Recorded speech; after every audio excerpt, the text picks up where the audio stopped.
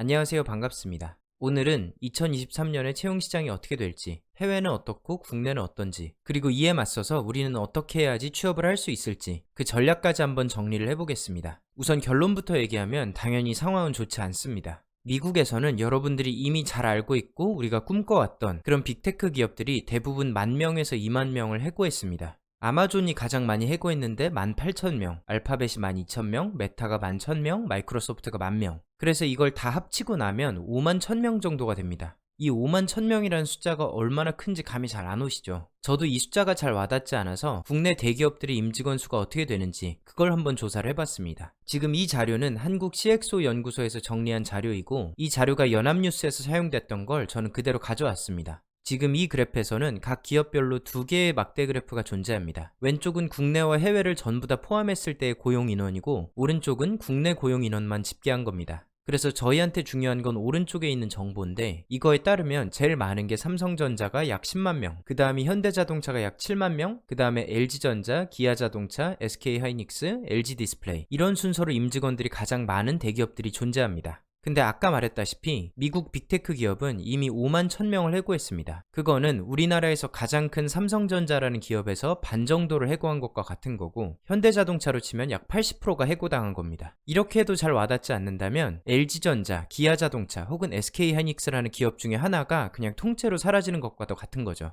저도 IMF를 직접 겪어본 세대는 아니라서 그게 얼마나 심각했는지는 모르겠지만, 그때도 우리나라에서 자랑할 수 있는 아주 큰 기업들, 대기업들이 하나씩 문을 닫았습니다. 근데 마치 그때랑 비슷할 정도로 LG전자나 SK하이닉스보다 더 많은 인구가 미국에서는 해고됐다 라고 보시면 됩니다. 그러면 국내의 상황은 어떠냐? 국내는 자를 수 없으니까 채용을 줄이는 걸 택하고 있습니다. 제가 작년 자료랑 비교를 해서 한번 보려고 했는데 생각보다 작년 자료를 찾기가 쉽지 않았습니다. 그래서 뉴스를 통해서 보도된 자료만 정리를 해보면, 네이버는 작년 대비해서 신규 채용을 30% 정도 축소하겠다, 또 카카오는 그것보다 더 적게 채용 숫자를 3자릿수에서 2자릿수로, 즉 90% 정도로 감축하겠다 라고 얘기를 했습니다. 다른 말로 해서 지금 있는 사람들을 잘 활용해보겠다. 특히나 개발자들은 꼭 인원이 많다 그래서 효율이 높아지는 것도 아니고, 그렇기 때문에 반대로 인원을 감축한다고 해서 효율이 떨어지는 것도 아닙니다. 그러니 지금 있는 이 사람들을 조금 더 효율적으로 일할 수 있게 만들겠다라는 게 IT 대기업들의 방향인 것 같습니다. 그러면 어떻게 하면 개발자들의 효율을 조금 더 높일 수 있을까? 당연히 기업들이 그걸 고민하겠죠?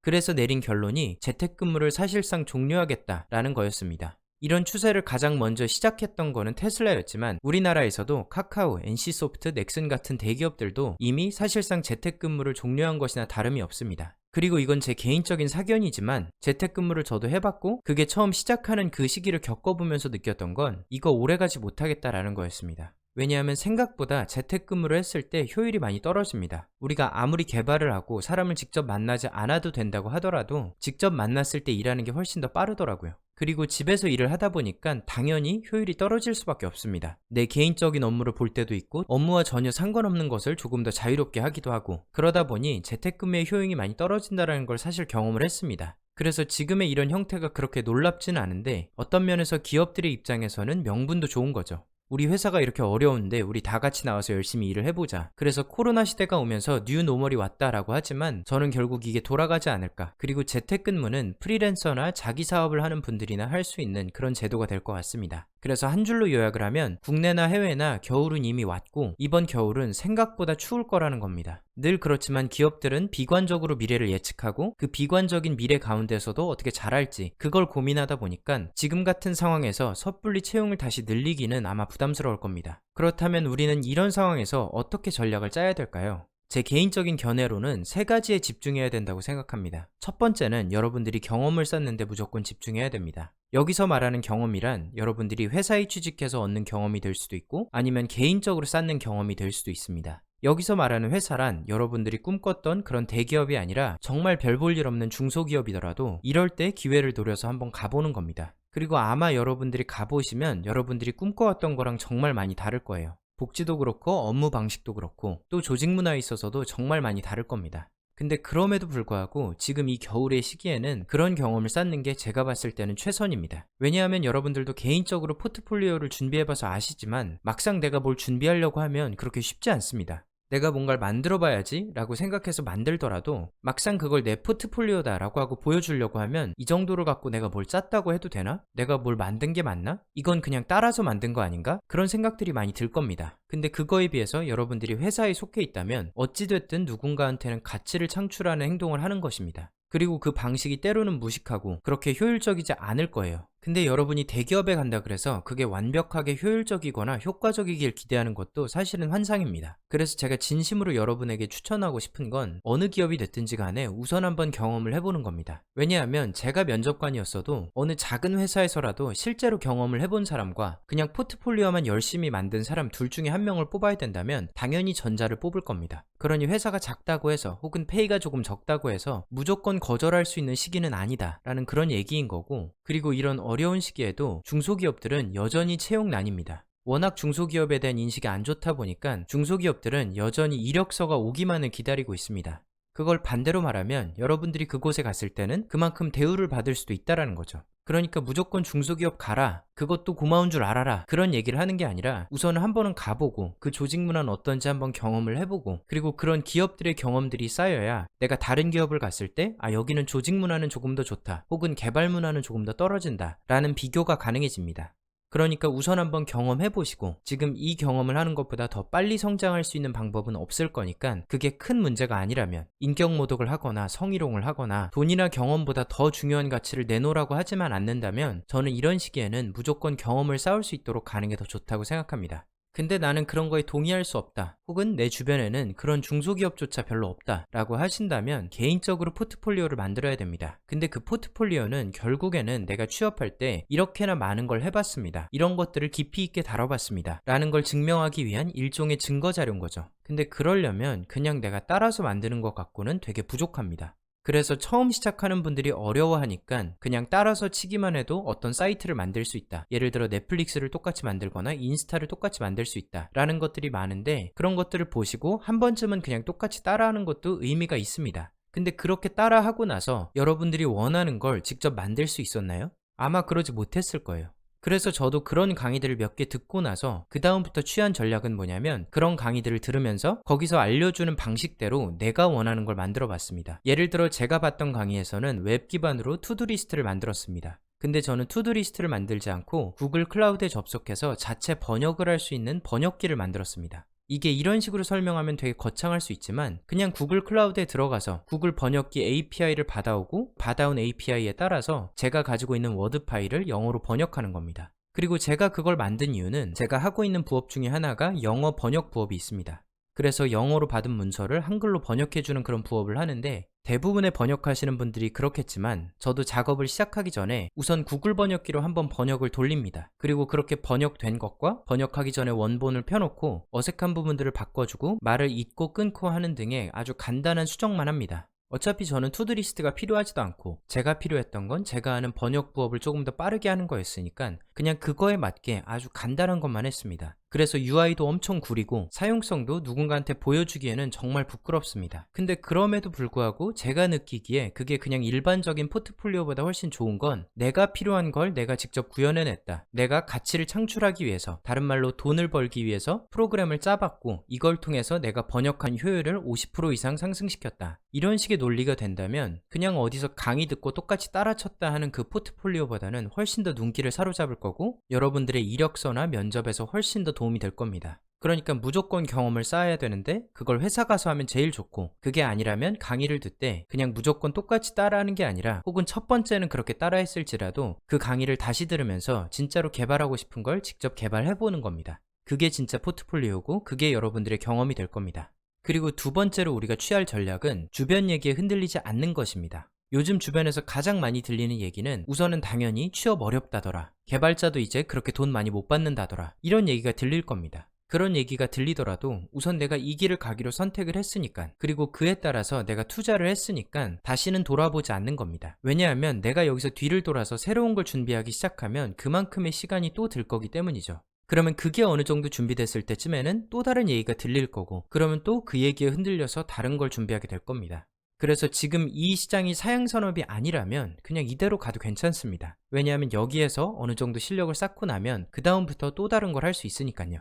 그러니 그런 식의 무조건적인 비관론을 듣는다면 그런 얘기는 그냥 무시해도 좋겠습니다. 근데 이런 류의 주변 얘기보다 더 교묘한 건 뭐냐면 바로 최신 기술에 대한 내용입니다. 우리가 흔히 말하는 요즘에는 이 정도는 알아줘야지 라고 하는 그런 주제들이 항상 나옵니다. 올해를 가장 뜨겁게 달구고 있는 내용은 챗GPT와 플러터입니다. 저도 최근에 챗GPT를 써봤는데 정말 대단하더라고요. 어떤 면에선 제가 강사로 살아갈 수 있을까라는 거에 대한 질문이 들 정도로 설명도 너무 잘해주고 디버깅까지 해줬습니다. 물론 완벽하게 하진 못합니다. 어떤 문제들은 잘해주고 어떤 문제들은 거의 못하는 그런 수준이지만 이게 발전한다면 사람이 할 수 있는 무언가 다른 걸 분명히 찾아야겠다 그런 생각은 했습니다.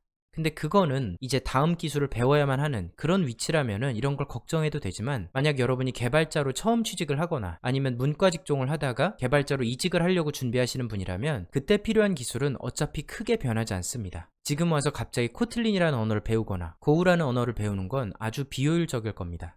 그래서 코딩 테스트 언어를 추천할 때도 여러분들이 할 줄 아는 게 있으면 그냥 그걸 써라 라고 얘기를 했습니다. 그러니 유튜브를 보시면서 이런 동향을 파악하고 세상이 이렇게 변해가는구나, AI나 머신러닝이 이렇게나 빠르게 발전하고 있구나 라는 걸 파악하는 건 좋지만 그런 것 때문에 내가 지금 당장 뭘 더 해야 되나? 혹은 내 방향을 바꿔야 되나? 라고 생각이 든다면 그거는 90% 이상 좋지 않은 선택이 될 겁니다. 만약 여러분들이 이걸 파악하고 싶다면 여러분들이 쓰고 있는 언어를 가지고 챗GPT를 활용한 포트폴리오를 만들던지 혹은 오픈AI에서 제공하는 다른 API를 가지고 포트폴리오를 만들어 볼 수는 있겠습니다. 그런 방식으로 내가 현대의 기술에 이렇게 관심도 많고 이걸 직접 활용해봤다 라고 하면 제일 좋지만 그게 아니라 내가 지금 가는 길에 대해서 의심만 늘고 있다면 그때는 그냥 유튜브를 끄는 게 더 좋을 것 같습니다. 그리고 마지막 세 번째 전략은 정신줄을 똑바로 잡고 매일 한 걸음씩 걷는 겁니다. 이거는 취직을 준비하는 분들 뿐만 아니라 직장인들도 마찬가지입니다. 직장인들은 연말마다 고과를 받습니다. 그래서 1년 동안 내가 한 일에 대해서 평가를 받는데 당신은 A등급입니다. 그러면 연봉이 한 10%에서 15% 정도 오릅니다. 당신은 B등급입니다. 그러면 7% 정도 오르고 당신은 C등급입니다. 그러면 물가상승률 정도 오릅니다. 그게 한 4%, 3% 정도 됩니다. 그래서 연말이 되면 누군가는 되게 행복하고 만족스럽지만 대부분의 사람들은 만족하지 못하고 기분이 싱숭생숭합니다. 내가 이렇게 열심히 했는데도 C등급을 받다니, 혹은 내가 그렇게 못했나? 등등 다들 마음이 붕 떠 있습니다.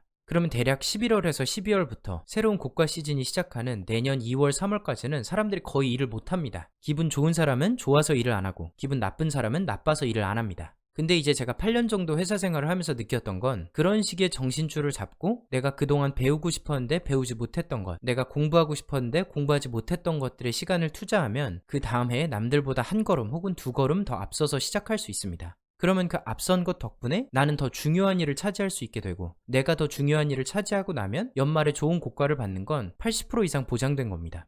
그러면 또 좋은 고과를 받았으니까 또 다시 시간을 투자하고 그럼 또 두세 걸음 앞서게 되고 이걸 계속 반복하는 겁니다. 이것과 동일하게 취업을 준비하시는 여러분도 정신줄을 잡고 그냥 매일 한 걸음씩만 나아가야겠다 라는 마음으로 포기하지 않으면 됩니다. 제가 최근에 읽은 책 중에 손흥정님의 모든 것은 기본에서 시작한다 라는 책을 보고 거기서 가장 인상 깊게 읽었던 글귀가 있습니다. 성공은 선불이다. 그건 분명하다. 성공은 10년 전이든 15년 전이든 내가 뭔가를 선불로 지불했을 때 10년 후에든 15년 후에든 20년 후에 성공이 올 수 있는 가능성이 있다. 그 전에 지불을 안 했는데 내 앞에 어느 날 갑자기 성공이 찾아오지 않는다 라는 내용이었습니다. 즉 이게 5년 뒤에 올지 10년 뒤에 올지 그게 보장되지 않았으니까 그만큼 스트레스인 거지만 확실한 건 선불이라는 겁니다. 그래서 여러분들이 그 선불의 과정을 겪고 있는 건데 최소한 개발자가 되기로 선택하셨다면 아마 1년 뒤에 혹은 2년 뒤에는 열매를 맺을 수 있을 겁니다. 그러니 뒤돌아보지 마시고 옆 사람들 보지 마시고 여러분들이 쌓을 수 있는 최대치의 경험치를 계속 쌓는 것이 중요한 겁니다. 그리고 반대로 말하면 여러분의 경쟁자들도 이 추운 겨울에 대해서 고민하고 있을 겁니다.